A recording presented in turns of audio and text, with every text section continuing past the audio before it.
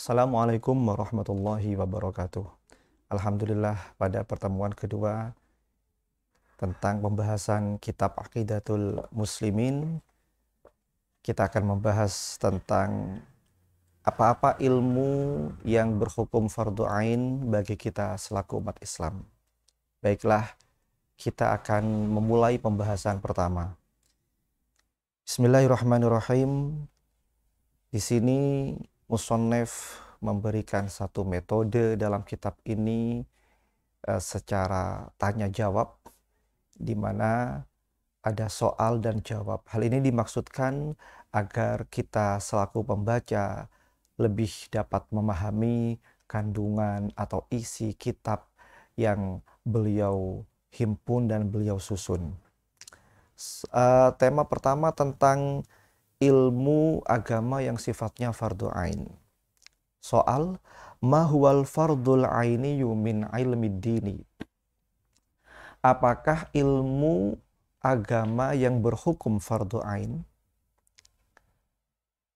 Yajibu ala kulli mukallafin ta'allumu qadrin la yastaghni anhu minal aqidati wat taharati was salati was siyami was zakati liman tajibu alaihi wal haji alal mustati' wa ma'asil qalbi wal yadi wal aini wa ghairiha.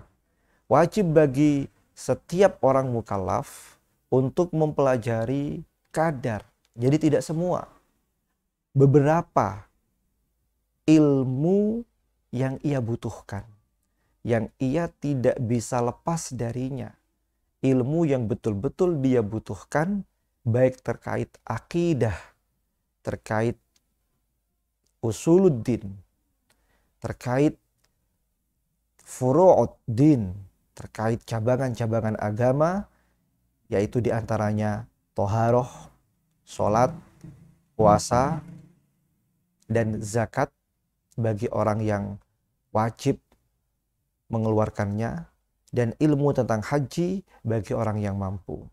Dan juga ilmu tentang maksiat-maksiat yang berpotensi dilakukan oleh hati, tangan, mata, dan anggota-anggota lainnya. Ilmu-ilmu inilah yang wajib untuk diketahui, untuk dipelajari oleh setiap orang mukallaf, karena pengetahuan tentang hal-hal tersebut ini sifatnya tidak bisa dihindari. Artinya betul-betul dibutuhkan bagi kita selaku umat Islam. Pertanyaannya, siapakah yang dimaksud dengan orang mukallaf? Kita sering kali mendengar apa itu mukallaf, orang mukallaf, dan semacamnya. Kita harus tahu betul apa itu yang disebut dengan mukallaf. Al-mukallafu, maka di sini dalam syarahnya musannif mengatakan al-mukallafu huwal baligh al-aqilu alladzi balaghathu da'watul Islam. Mukallaf adalah orang yang baligh, yang berakal, yang sampai padanya dakwah Islam. Ai balaghahu aslud dakwah, yakni sampai padanya aslud dakwah. Apa itu aslud dakwah? Wa makna aslud dakwati ayyablughahu la ilaha illallahu Muhammadur Rasulullah. Maksud dari aslud dakwah atau dasar pokok daripada dakwah adalah sampai padanya satu ajakan la ilaha illallahu Muhammadur Rasulullah. Tiada Tuhan yang patut dan berhak disembah kecuali Allah, dan Nabi Muhammad adalah utusan Allah.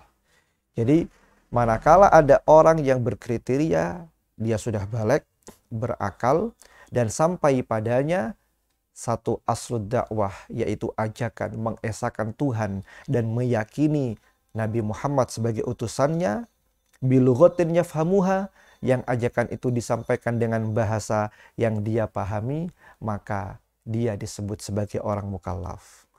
Fala budda min ijtima'il umur as-salasah hatta yashira mukallafan. Maka untuk disebut sebagai mukallaf perlu kiranya memenuhi 3 kriteria di atas.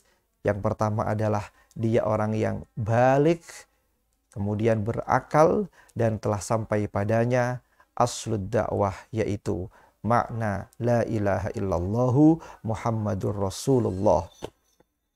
Tentu tidak semua ilmu yang wajib untuk dipelajari secara fardu ain, tapi hanya sekedar ilmu yang dia butuhkan, yang sifatnya tidak bisa dihindari.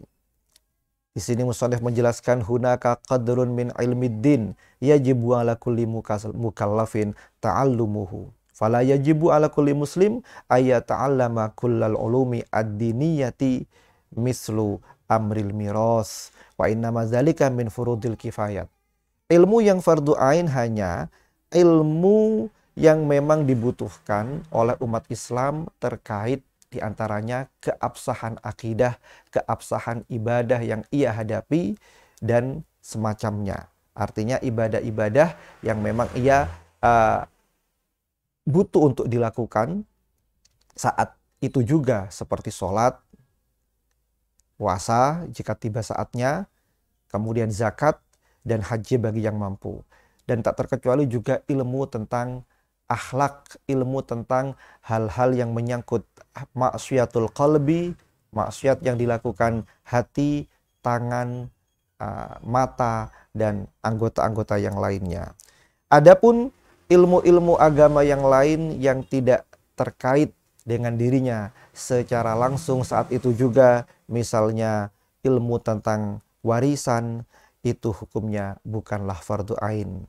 Hukum mempelajari tentang misalnya ilmu warisan adalah merupakan fardu kifayah. Baiklah, kemudian musannaf di sini mengutip satu firman Allah tentang orang yang berilmu. Qala Allah Ta'ala, qul hal yastawil ladzina ya'lamuna wal ladzina la ya'lamun. Allah Ta'ala berfirman, katakanlah wahai Nabi Muhammad, tidaklah sama orang yang berilmu dan orang yang tidak berilmu. Tidaklah sama. Dalam hal apa? Dalam hal apapun. Orang yang berilmu, orang yang berpengetahuan tentu tidak sama. Dalam memahami hidup, dalam memahami dunia, dalam memahami akhirat, tentu orang yang berilmu tidak mempunyai pemahaman yang sama dengan orang yang tidak berilmu atau orang yang bodoh. Orang yang berilmu dalam ibadah tentu tidak sama caranya, pelaksanaannya dengan ibadah orang yang bodoh. Dalam hal apapun tentu orang yang berilmu bernilai positif dan orang yang bodoh tentu bernilai negatif. Dan juga ada hadis yang dikutip di sini bahwa thalabul ilmi faridatun ala kulli muslimin. Menuntut ilmu itu hukumnya fardu bagi semua atau setiap orang Islam. Tentu fardu ain di sini adalah ilmu-ilmu yang tadi sudah dijelaskan. Kemudian musannif dalam hal ini Syekh Thariq memberikan penjelasan dalam syarahnya, tariku ta'allumi ilmi dini ad-daruriyyi fasiqun. Meninggalkan atau orang yang meninggalkan belajar ilmu agama yang sifatnya daruri. Daruri itu ilmu yang terkait dengan kewajiban kita yang harus kita lakukan selaku umat Islam, selaku orang mukallaf.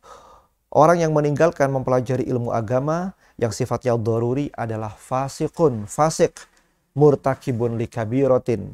Ia dianggap melakukan satu dosa besar. Wa hadzal hadits dzakarahu al-Hafidz al-Maziyyu wa hakama bi hasanihi. Hadis ini disebutkan oleh Al-Hafidz Al-Maziyyu dan beliau menghukumi bahwa hadis ini hasan. Artinya beliau mengutip Imam Suyuti menghukumi bahwa hadis di atas tadi yang dikutip adalah hasan derajatnya. Kemudian musannaf juga menjelaskan man kharaja fi talabil ilmi fahuwa fi sabilillahi hatta yarji'a. Barang siapa keluar dalam rangka menuntut ilmu, maka dia berada di jalan Allah hingga ia pulang atau kembali ke rumahnya. Kemudian soal yang kedua, materi pembahasan yang kedua adalah tentang mal hikmah min khalqil jinni wal insi. Setelah kita tahu bahwa ilmu yang fardu ain untuk kita pelajari adalah ilmu yang menyangkut akidah dan kewajiban-kewajiban kita selaku umat Islam terkait tata cara ibadah. Di sini musannaf langsung mengarah kepada pembahasan apa hikmah di balik penciptaan jin dan manusia. Apa hikmahnya? Jawabannya, liya'murahumullahu biibadatihi, agar Allah memerintahkan mereka untuk beribadah padanya. Jadi tidak ada satu hikmah, satu alasan, satu sebab penciptaan makhluk jin dan manusia kecuali agar menyembah kepada Allah Subhanahu wa taala. Dalam hal ini Allah berfirman, "Wa ma khalaqtul jinna wal insa illa liya'budun." Tidaklah aku, yakni Allah, menciptakan jin dan manusia kecuali agar mereka menyembah padaku. Surat Az-Zariyat ayat 56. Dan juga ada hadis yang disebutkan, haqqullahi 'alal ibadi ayya'buduhu wa la yusyriku bihi syai'a. Hadis ini diriwayatkan oleh Asy-Syaikhan, yakni Imam Bukhari dan Imam Muslim. Hak Allah yang wajib dilakukan oleh hambanya adalah menyembahnya dan tidak menyekutukan Allah dengan sesuatu apapun. Nah, kalau ini kita pahami, maka diharapkan kita dalam segala aktivitas, segala tingkah laku kita di hidup ini tidak menyimpang melenceng dari ibadah dan tidak menyekutukan, tidak sampai melakukan satu perbuatan syirik, yakni menyekutukan Allah dengan sesuatu. Kemudian soal ketiga, kaifa tasihul ibadah. Bagaimana caranya agar ibadah yang kita lakukan ini sah? Ini tentu persoalan yang harus bisa kita jawab. Karena tujuan dari ibadah adalah bagaimana ibadah yang kita lakukan ini sah. Dengan sahnya ibadah, maka kita berharap ibadah kita diterima oleh Allah Subhanahu wa taala. Karena untuk melangkah ke qabul, diterimanya ibadah, maka ibadah ini harus sah terlebih dahulu dilakukan. Jawabannya, tasihu ibadatullahi mimman ya'taqidu wujudallahi wala yushabbihuhu bisyai'in min khalqihi. Pertama, ibadah itu harus dilakukan oleh seseorang yang memenuhi kriteria ini, yaitu sah beribadah kepada Allah, dilakukan oleh orang yang meyakini wujudnya Allah. Jadi ibadah yang dilakukan oleh manusia, oleh seseorang, itu orang tersebut harus meyakini bahwa Allah wujud, Allah itu ada, wala yushabbihuhu, dan dia tidak menyerupakan Allah dengan sesuatu apapun dari makhluknya. Jadi pertama, supaya ibadah kita sah, maka akidah kita harus kita tata terlebih dahulu. Hal ini berdasarkan firman Allah, laisa kamitslihi syai', yaitu surat Asy-Syura ayat 11. Maka pemahaman tasbih, pemahaman tamsil, dan yang mengarah kepadanya yaitu tajsim, itu harus betul-betul kita hindarkan dari diri kita. Kita bersihkan pikiran dan hati kita dari keyakinan bahwa ada yang menyerupai Allah dari makhluknya. Karena itulah merupakan pondasi utama, adalah merupakan satu dasar ibadah kita diterima oleh Allah Subhanahu wa taala. Mengenai ini, musannaf mengetengahkan satu hadis, la fikrata fir rabbi. Bagaimana supaya kita terhindar dari tasbih, supaya kita terhindar dari tamsil, menggambarkan, menyerupakan Allah dengan makhluknya. Yang pertama, tutup pikiran dan angan-angan tentang seperti apa Allah. Disebutkan di hadis di sini adalah la fikrata fir rabbi, yang mana hadis ini juga dikutip oleh Imam As-Suyuti dalam kitab Ad-Darrul Mansur atau Ad-Durrul Mansur, mungkin permata yang berserak. Jadi la fikrata fir rabbi, tidak ada pikiran atau memikirkan tentang zat Allah, tentang bagaimana bentuk daripada zat Allah Subhanahu wa taala. Dengan menutup pikiran kita terhadap zat Allah, maka itu merupakan satu cara agar kita tidak menyerupakan Allah dengan makhluknya. Kemudian apa yang harus kita lakukan terkait pengetahuan, terkait pengenalan kita kepada Allah Subhanahu wa taala. Disebutkan di sini musannif mengutip satu makalah dari Abu Bakar As-Siddiq radhiyallahu anhu, yakni beliau berkata, alhamdulillahilladzi lam yaj'al lil khalqi sabila ila ma'rifatihi illa bil ajzi an ma'rifatihi.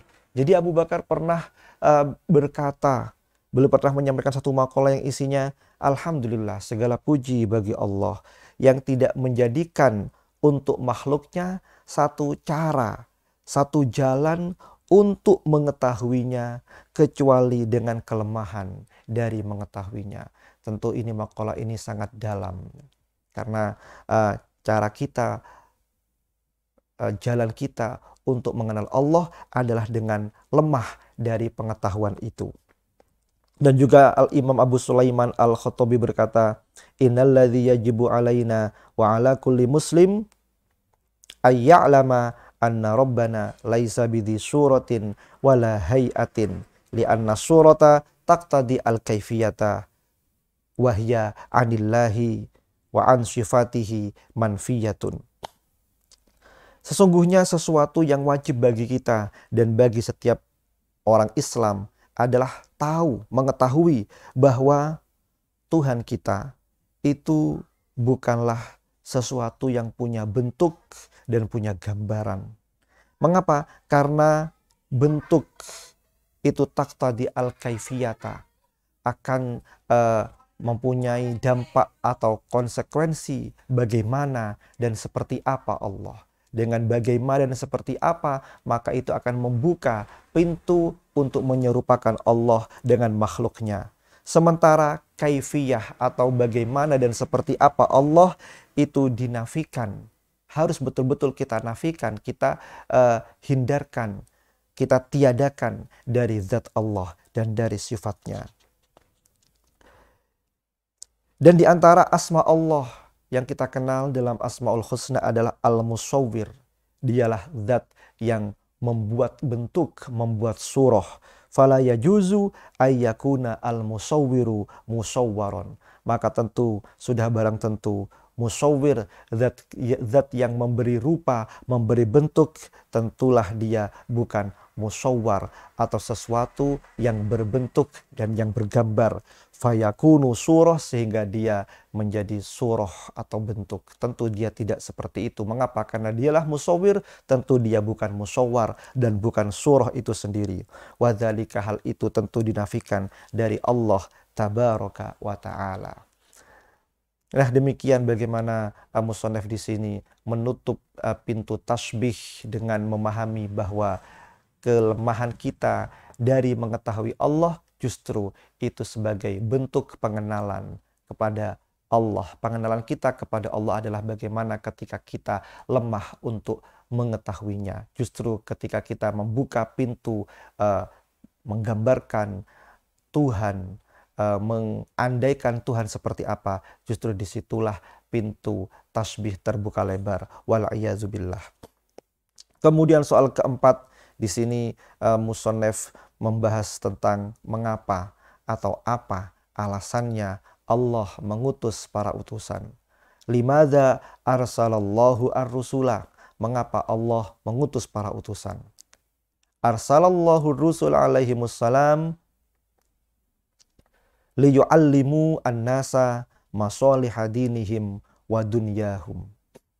Kenapa Allah mengutus utusan? Jawabannya, Allah mengutus para utusan, para rasul, agar mereka, yakni para rasul tersebut, mengajarkan kepada manusia tentang kemaslahatan agama mereka dan kemaslahatan dunia mereka. Jadi itulah alasan utama Allah mengutus para rasul, agar manusia tahu apa yang maslahat bagi agamanya dan apa yang maslahat bagi dunianya. Tentu manusia tanpa adanya rasul yang memberi petunjuk, tentu mereka akan berada dalam kebodohan dan ketidaktahuan mana yang maslahat untuk agama dan juga dunia mereka. Walida'watin nas ila ibadatillahi wa alla yusyriku bihi syai'a. Dan yang kedua, tujuannya untuk mengajak manusia agar beribadah kepada Allah. Karena tadi sudah disebutkan bahwa tujuan Allah menciptakan manusia adalah agar mereka manusia dan jin menyembah kepada Allah. Tentu di sini harus diberitahu bagaimana petunjuknya, bagaimana caranya menyembah kepada Tuhan. Maka mau tidak mau harus ada manusia-manusia pilihan yang Allah tunjuk sebagai utusan yang mengajarkan bagaimana cara manusia menyembah Allah Subhanahu wa taala. Wa alla yusyriku bi syai'a, dan yang selanjutnya adalah agar manusia tidak menyekutukan Allah dengan sesuatu apapun. Banyak di antara manusia meyakini Tuhan, namun juga banyak manusia yang menyekutukan Tuhan. Mengapa itu terjadi? Karena tidak adanya pengetahuan tentang hakikat tauhid, tentang Tuhan, yang mana itu semua merupakan ajaran dan misi Rasul diutus oleh Allah Subhanahu wa taala. Qala ta'ala faba'athallahu an-nabiyyina mubashshirina wa mundzirin. Allah Ta'ala mengutus para utusan sebagai mubashshir dan mundzir, yaitu pemberi kabar gembira, dan sebagai sosok yang memberi peringatan. Kabar gembira di sini bahwa ada balasan berupa surga bagi yang melakukan kebaikan, dan memberi peringatan bahwa ada balasan berupa neraka bagi mereka yang durhaka. Dan juga di sini merupakan satu misi Rasul diutus adalah afdalu ma qultu ana wan nabiyyuna min qabli la ilaha illallah. Bahwa paling utamanya apa yang aku katakan, sabda Rasul Nabi Muhammad SAW dan para nabi sebelumku adalah la ilaha illallah. Jadi agama yang Allah turunkan kepada para nabi dan para utusan terdahulu semuanya mengarah kepada keesaan Tuhan, kepada tauhid, yaitu la ilaha illallah.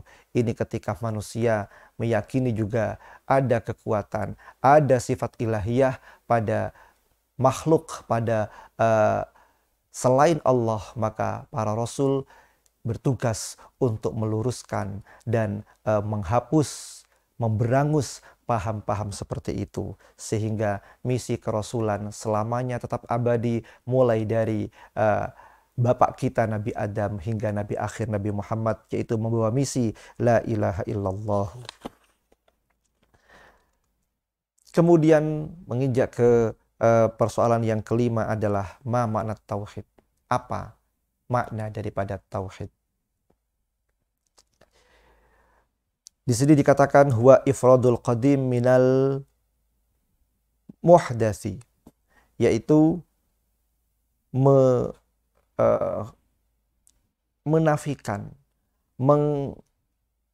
menyendirikan zat yang qadim dari sesuatu yang baru, dari sesuatu yang bukan sifat dari zat yang qadim itu.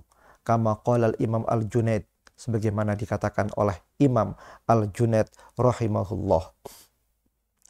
Wal muradu bil qadim, yang dimaksud dengan qadim adalah Allah alladzi la bidayata lahu, yang tidak berawal, tidak memiliki permulaan. Yang dimaksud dengan muhdats di sini adalah makhluk. Jadi intinya tauhid adalah menafikan sifat-sifat makhluk dari Allah yang qadim. Allah Ta'ala berfirman, laisa kamitslihi syai', Allah tidak menyerupai segala sesuatu. Baiklah, demikian sementara pembahasan kita tentang kitab Syarah Aqidatul Muslimin. Insyaallah kita akan bertemu lagi di kesempatan berikutnya. Sekian, kurang lebihnya mohon maaf. Wassalamualaikum warahmatullahi wabarakatuh.